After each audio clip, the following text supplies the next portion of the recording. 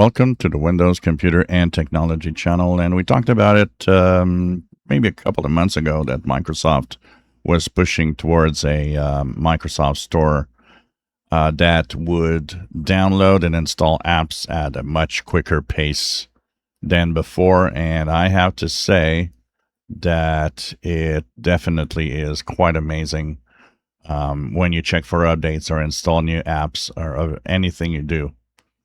The speed at which the installs are done is incredible. The downloads are quick, installs are almost instantaneous, and this really feels good. So here's an example that you'll see, and you'll see that the downloads are going, look at that.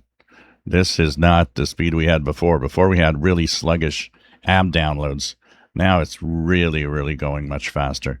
And I think this is really nice. I sometimes would put off some of the updates that you can get through the Microsoft Store because of the speed that all of this was going. It became a nuisance. It became more of a problem than anything else.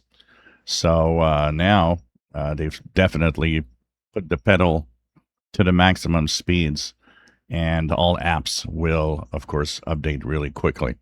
And of course, I want to also mention that it is not a bad idea from time to time to check for updates on your system with the Microsoft Store by going to check out the downloads. And then just click the check for updates because a lot of your apps that are on your system, if you want to have the latest updates, the latest features that are mentioned when we talk about apps, well, that is a lot of them.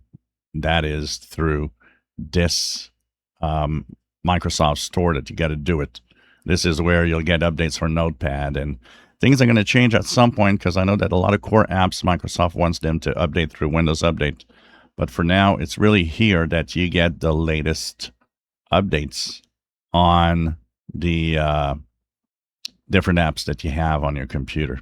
So with the improved speed, it definitely also is a much better experience.